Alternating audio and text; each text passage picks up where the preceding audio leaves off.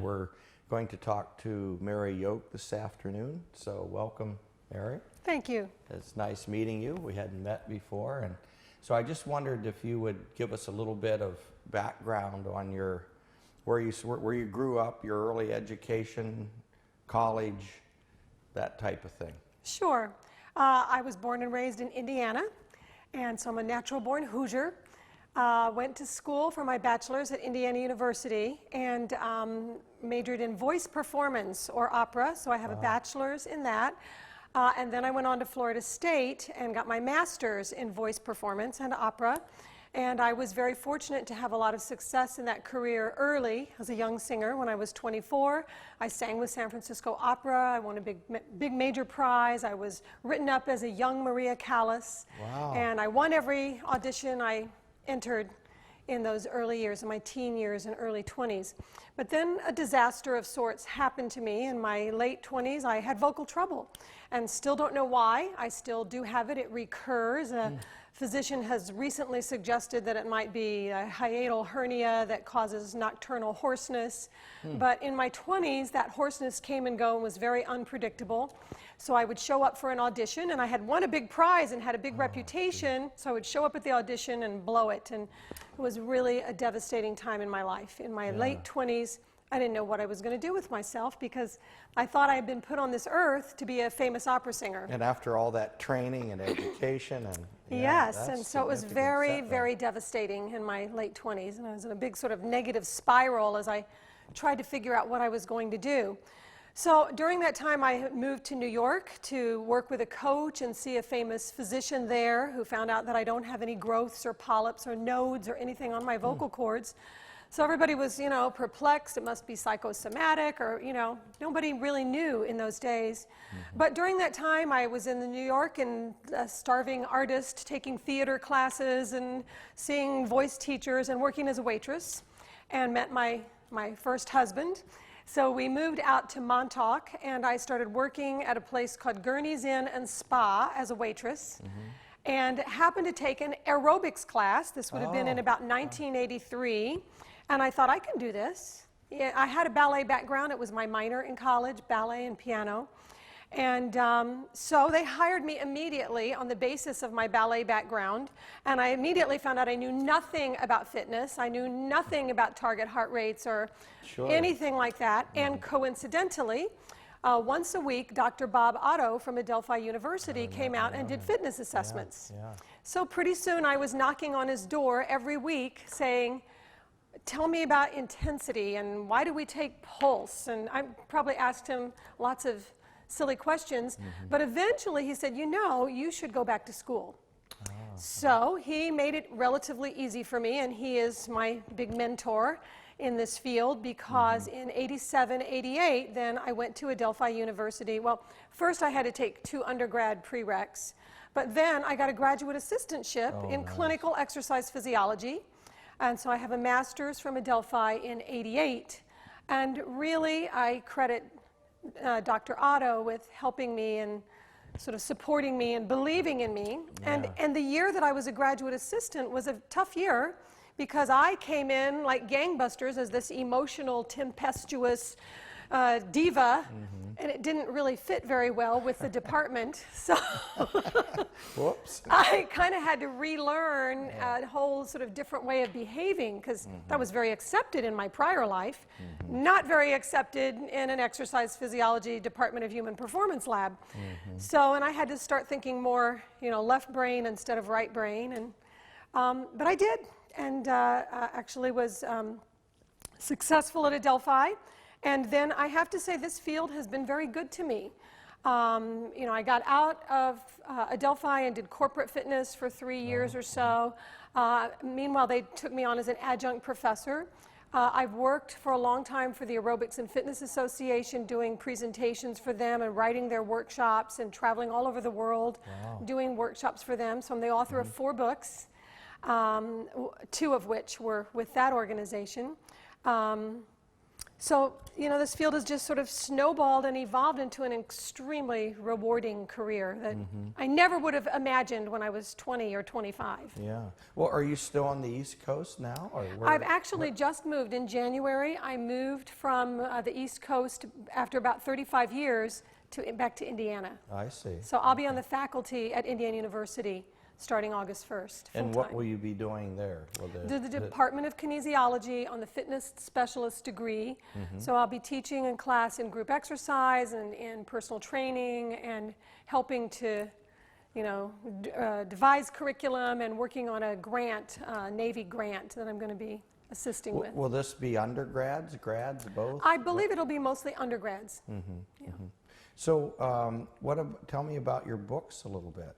The 4 books. Yeah, thanks. Well, the first the first one was really through AFA, and again, it's just funny how life happens. And suddenly, never imagined I'd be an author. But in 1995, the president of AFA asked me to write a personal trainer book because they were considering having their own book for their certification. So I did. It was sort of a small little paperback, 360 pages. That's not small. No, it was a lot of work at the time, Yeah. but now I look back at it and it, you know, sort of not the best. We upgraded it and really had a completely different iteration in 2006, and then a new printing with updated ACSM guidelines in 2010. So now it's a big hardbound book that's about 500 pages. Oh, wow. So that is one of my books, and then I've done a book with Jim Peterson in Healthy Learning called Functional Exercise Progressions, and I did that with Carol Kennedy Armbruster, my co-author. I'm going to She's see next. her soon. Yeah. Yes, she will be passing. Okay. And Carol and I have also worked on a book called Methods of Group Exercise Instruction, which is published by Human Kinetics, which is now, we just met with our new editor today, is going to be going into its 3rd edition and is in use at 55 universities as a textbook for a semester-long course in group exercise. Fantastic. Wow. Yeah. Wow. So is that 4 or 3? I don't know. Well, I guess it depends on, I say it's 4 because the first iteration of that AFA personal so trainer then book you was really- really very different you from the really second. changed it, Oh, yeah. changed it What dramatically. does AFTA stand for again? The Aerobics and Fitness Fitness. Association of America. Okay. Yeah. Okay. So along the way, you crossed paths with ACSM somewhere. Absolutely. Well, pretty early on, because it was through Dr. Otto, Bob Otto at He was Adelphi. very involved. So Absolutely. at Adelphi. Yes, Okay. yes. So in 1986, I actually did what was then the HFI certification and passed that. And then I was really involved because of Bob for a few years. There was a video assessment as part of that practical exam, Oh, and I was the person on the video. I see. Doing the moves and teaching group acts, and you had to evaluate it, and that was done away with in 91 or something like that. But so I have a long involvement with ACSM, first through certification, and mostly because of my relationship with Dr. Otto. I was on a committee for 6 years, the credentialing committee, in the late 90s and the early 2000s, where first I worked on the group exercise leader. It was called GEL at that time. That was one of the certifications. Yes, Yeah, yes. yeah. And then that was done away with by the powers that be, and I was moved on to the health fitness instructor certification subcommittee. And so I served 6 years, 2 3-year terms. Did a lot of writing for ACSM at that time. And then a little more recently, in 2009, I was asked back to sort of be part of the initial group for GEI, Group Exercise Instructor, which has now been brought back under a slightly different guise.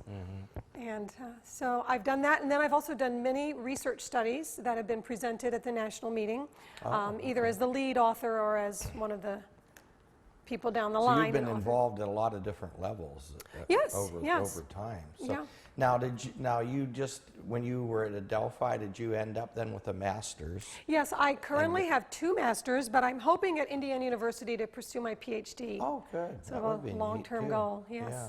Would you do more physiology, or what do you think? I think just because of the way that department is set up, I'm going to go with exercise physiology. Yeah. It's merging with the Department of Public Health, but as I understand it, if I go for a PhD in that field, they probably won't accept all of my master's credits. So I don't know. I might have to do more coursework if I go that way. Yeah. To be I seen. have to find out. Well, how about your interaction with the summit? And I mean, you've presented at the national meeting, but the summit's a little different. Absolutely. But you've sort of been in both camps. Yeah. So when did you get involved with the summit? And I don't remember the exact date, but I believe this is my 7th or 8th year to be a presenter. and I so think this is 15. is it? I think I should have Yeah. checked, but So I think I got involved pretty early Pretty on, early, but I've been fortunate to be a presenter numerous times, and it's just always an honor because I do think this is one of our premier, the best conference for health fitness instructors and group exercise leaders. It's that perfect blend of science and credible information, and yet it's applied. I just think this is a great conference. Well, what kind of research did you do when you were at Adelphi, or was that probably your first opportunity to do that because it was such a career change? It's a huge career change. I didn't do any research prior to 87, 88. So this it's is a all whole been new- in group exercise, really. So sort of because I came in with sort of that dancey background, I've really had a specialty for many years in all aspects of group. So the first studies, they've all been energy expenditure studies, Oh, I almost see. all of them. And the first ones were just on what we called aerobics back then, but we call it high-low now. And then we did step, and we did slide, and we did kickboxing, and we did all different movements on the step. And then here just this year in Denver, we're presenting on Zumba. Oh, sure. So my name is on that study, although I really didn't do any of the work. I'm the last author because it was my idea. So it's another energy So is expenditure Joy study. involved in that, or No, okay. she isn't.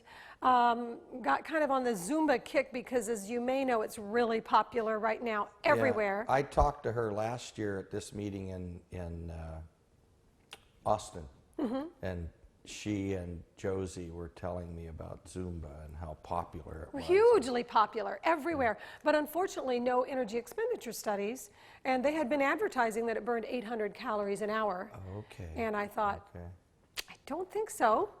So that's what we looked at, and it'll be presented in Denver, the data on that. And how do you, just briefly, how do you quantify, how do you set up a study like that?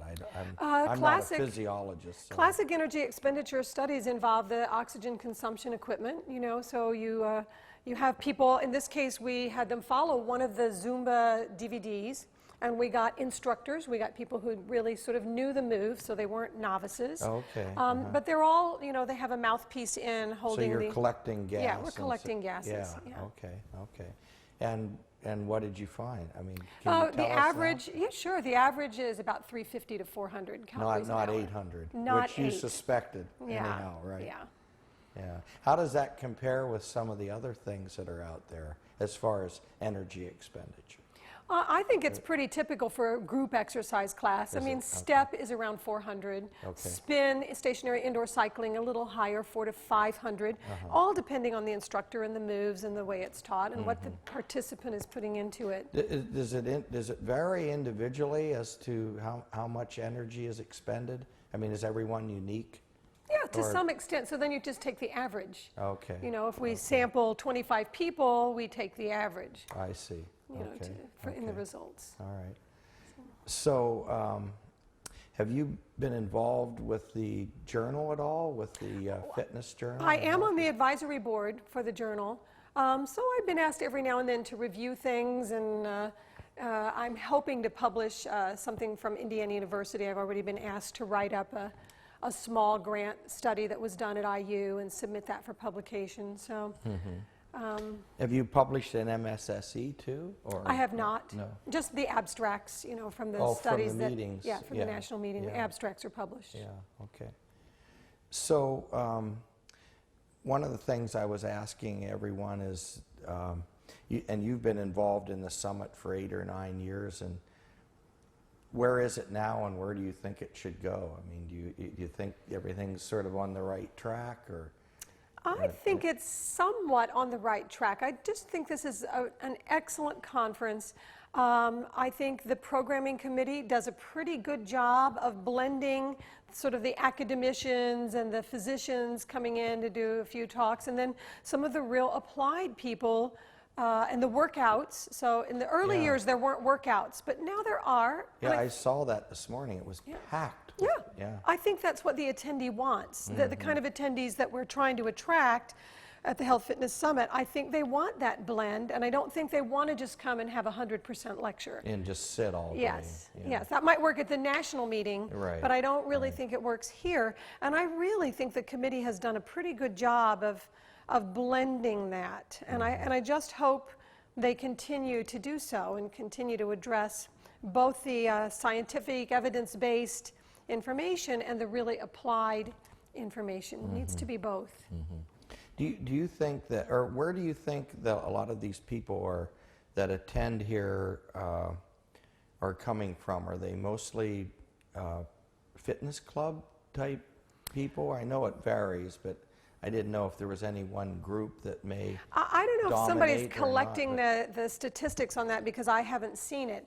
But just in talking to people and my perception is that it's the higher level, the more educated personal trainer that's here, the more educated group exercise person. Program directors are here, fitness directors are here, corporate fitness people are here. And I think there's some wellness, you know, with a little bit more clinical association. There's a few of those people here. At least that's my perception. And you mentioned earlier you had certifications yourself.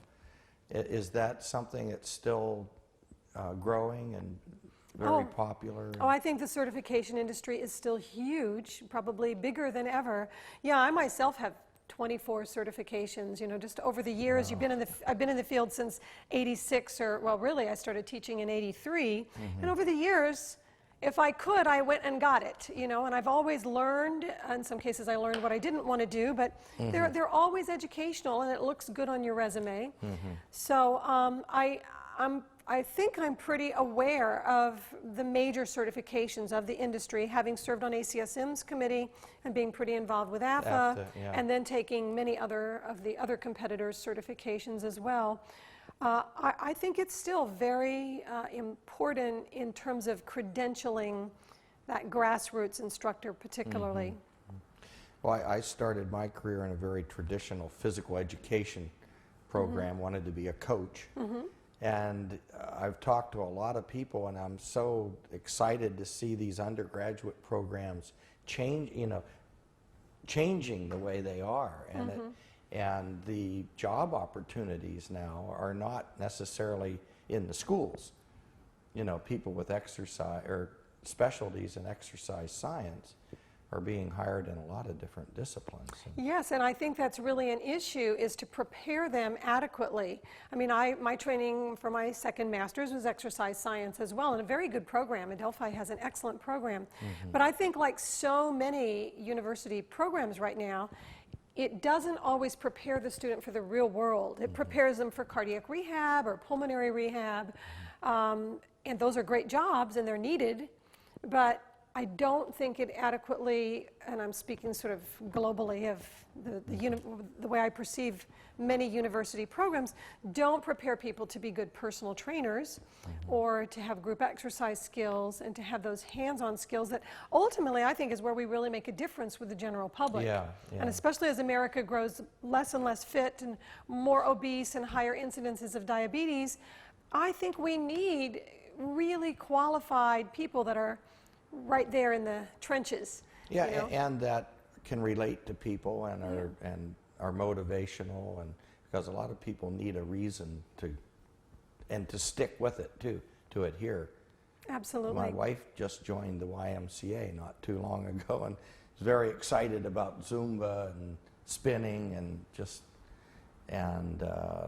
and she just run into so many people there that are excited about it. Doing exercise, many of them for the first time in their life. Good. So hopefully the staff is very qualified and motivational and really knows how to help her get the results and support her and the other people. Yeah, and that's happening, and it sounds like you're a perfect fit for that program at Indiana. I'm mean, very it should be excited about fun. it, very excited. And you're going to be meeting Carol, who I'll be working quite closely with. And she's got great ideas in terms of the curriculum and helping to turn out that really qualified fitness specialist who may need very different skills than the exercise physiologist, which is what our universities have traditionally groomed people to be, was an exercise physiologist. Well and good, but they don't necessarily have those applied skills that we need. So I'm primed to work with those people. I talked to Dixie Stanforth last year at Texas, and she was saying a lot of the same things. So. Anyhow, we're almost out of time. I told you it went fast. Where do you see the summit going in the future? I mean, do you see anything that needs to be incorporated in the curriculum, in the program? Or I don't. I guess you just have to roll with the punches, but Yeah, I don't really see like a sort of a major change that needs to be made. I just think they have been doing such a good job and staying somewhat abreast of the trends without getting too trendy. Like I noticed this year we have TRX, which is a big trend. What is that? No? TRX is the suspension training. Oh, I haven't seen that. Oh, you should go. There's a big room with things that look like swing sets and 45 suspension devices hanging go from look at them. that. Okay. And yesterday I was in a class where there were actually 90 people taking this suspension class, suspension training class. So I think it's great that ACSM is trying to incorporate a little bit of that, and then I hope support the research, because there's not much research on it, of course. Right. But it's a big trend sweeping the health club setting, so I think we need to acknowledge that. So I guess I don't have any sort of major new direction, because I think the direction has been good. Which they've been doing, is Yeah. keeping up with it. Definitely. Okay, well anyhow, thank you so much. Thank you. Very nice to meet you. Very nice to meet you. Thank you. Thanks for taking the time. All right, my pleasure.